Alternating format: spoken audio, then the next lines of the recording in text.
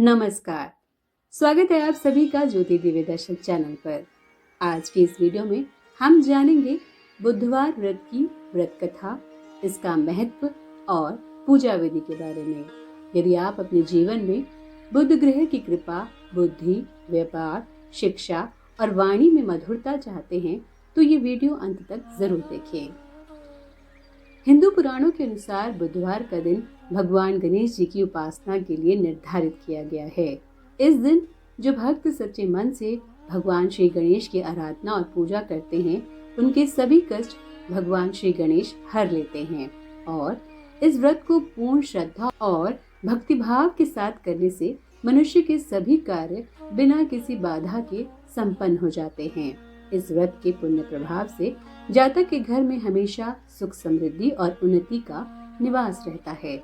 पौराणिक मान्यताओं के अनुसार इस व्रत की शुरुआत किसी भी माह के शुक्ल पक्ष के बुधवार से करनी चाहिए, लेकिन इस व्रत को करने का सबसे शुभ समय विशाखा नक्षत्र में पड़ने वाला बुधवार माना गया है। इस व्रत का अनुष्ठान हमेशा 7 या 21 बुधवार के जोड़े में करना अति शुभ माना गया है। व्रत के अंतिम बुधवार के दिन व्रत का विधिवत उद्यापन करना चाहिए। ये ध्यान रहे कि किसी भी सूरत में इस व्रत की शुरुआत पितृपक्ष में पड़ने वाले बुधवार से नहीं की जानी चाहिए।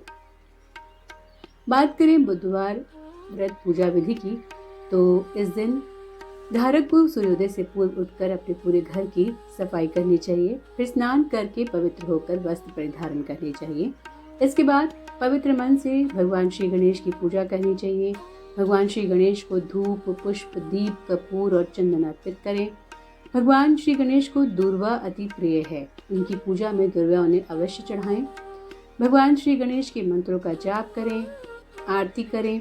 बुधवार व्रत की कथा का पाठन करना बिल्कुल न भूलें और ये ध्यान रखें कि व्रत धारक को बुधवार कथा के पठन के दौरान अपने आसन से कभी नहीं उठना चाहिए। अंत में भगवान श्री गणेश को शुद्ध घी से बने लड्डुओं का भोग अवश्य लगाएं। आइए अब सुनते हैं बुधवार व्रत कथा। पूर्व काल में समतापुर नामक नगरी में मधुसूदन नामक एक व्यक्ति रहा करता था, जिसका विवाह पास की नगरी बालारामपुर की संगीता के साथ हुआ था। संगीता स्वभाव और छाया से गुणवान और सुशील थी। एक दिन मधुसूदन अपनी पत्नी को लेने उसके ससुराल पहुंच गया। जिस दिन वह वहां पहुंचा तो बुधवार का दिन था। मधुसूदन अपनी पत्नी को उसी दिन अपने साथ ले जाना चाहता था, लेकिन संगीता के घर के सभी लोगों का ये कहना था कि बुधवार के दिन कभी भी यात्रा नहीं की जानी चाहिए, ये अशुभ माना गया है। किंतु मधुसूदन उनकी बातों का खंडन करने लगा, इसलिए उन्हें ना चाहते हुए भी अपनी बेटी को मधुसूदन के साथ बुधवार के दिन विदा करना पड़ा।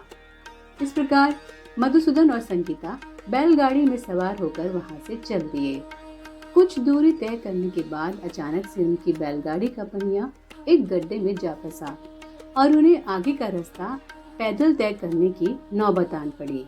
रास्ते में चलते चलते संगीता को प्यास लगी। अपनी पत्नी के लिए मधुसूदन जल लेने के लिए निकल पड़ा। जब वह जल लेकर वापस आया तो उसके होश उड़ चुके थे। जो नजारा उसके सामने था, उसने देखा कि उसका कोई हमशक्ल संगीता के साथ बैठा हुआ है। क्रोध में मधुसूदन उन दोनों के पास गया और अपने हमशक्ल से पूछने लगा, तुम कौन हो और यहाँ क्या कर रहे हो? उत्तर में हमशक्ल ने कहा, मेरा नाम मधुसूदन है और ये मेरी पत्नी संगीता है। ये सुनकर मधुसूदन को क्रोध आने लगा। उसने ऊंचे स्वर में कहा, झूठ, तुम झूठ बोल रहे हो। मधुसूदन तो मैं हूँ, मैं संगीता के लिए पानी लेने गया था। अब दोनों अपनी बात पर एक दूसरे से झगड़ने लगे। यहाँ इन दोनों को देखकर संगीता का दिमाग भी घूमने लगा। वो ये तय करने में असमर्थ थे कि इन दोनों में से मेरे असली पति कौन है।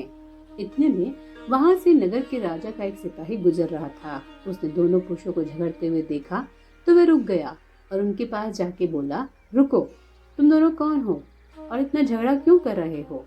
सिपाही की बात सुनकर दोनों ने अपनी बात उसे बताई। सिपाही भी अचंभे में पड़ गया और संगीता से पूछने लगा, क्या तुम बता सकती हो कि इन दोनों में से तुम्हारा असली पति कौन है? वह संगीता खुद सदमे में थी और उसे भी नहीं पता चल पा रहा था कि उसका असली पति कौन है। इस सूरत में सिपाही सभी को राजा के दरबार में ले गया। वहाँ दरबार में राजा ने दोनों पक्षों की सारी बात सुनी और कोई तथ्य न निकलने पर राजा ने सभी को कारागार में डाल दिया। कारागार की सजा पाने पर मधुसूदन बुद्धदेव की उपासना करने लगा। तभी आकाशवाणी हुई, हे मधुसूदन, तुमने संगीता के घर वालों की बात नहीं मानी और बुधवार के दिन यात्रा की। ये सब उसी का नतीजा है। तुम्हारे इसी अड़ियल व्यवहार के कारण बुद्धदेव तुम पर क्रोधित हुए हैं। उन्होंने ही इस दुविधा का निर्माण किया है। तब मधुसूदन ने नम्र स्वभाव से उनके समक्ष याचना की और कहा, हे महाराज, मैं अपने किए हुए कर्म से लज्जित हूँ। मैं आपसे क्षमा मांगता हूँ। ये प्रण लेता हूँ कि आज के बाद मैं कभी बुधवार के दिन यात्रा नहीं करूँगा और बुधवार दिन बुद्धदेव के व्रत का अनुष्ठान करूँगा। मधुसूदन की बात सुनकर बुद्धदेव का क्रोध शांत हुआ। भगवान बुद्धदेव ने मधुसूदन को क्षमा कर दिया। वह राजा के दरबार में मधुसूदन का हमशक्ल भी आलोप हो गया और राजा को भी भगवान बुद्धदेव की लीला का ज्ञात हुआ। उन्होंने दोनों मधुसूदन और संगीता को पूरे मान सम्मान के साथ नगर से विदा किया। राजमहल से बाहर आते ही उनके सामने एक बैलगाड़ी भी सही सलामत दिखाई दी। उन्होंने भगवान बुद्धदेव की कृपा मानी और बैलगाड़ी में बैठकर वहां से अपने नगर को चले गए। उसके बाद दोनों हर बुधवार को भगवान बुद्धदेव का व्रत अनुष्ठान करने लगे। इसकी वजह से उनके जीवन में सुख, शांति और उन्नति का सदैव निवास रहा। कथा समाप्त होती है। हमें उम्मीद है आपको ये वीडियो पसंद आई होगी। वीडियो को लाइक करें, शेयर करें और ऐसी व्रत कथाओं के लिए हमारे चैनल को सब्सक्राइब करना बिल्कुल ना भूलें। बुद्धदेव आप सभी पर अपनी कृपा बनाए रखें।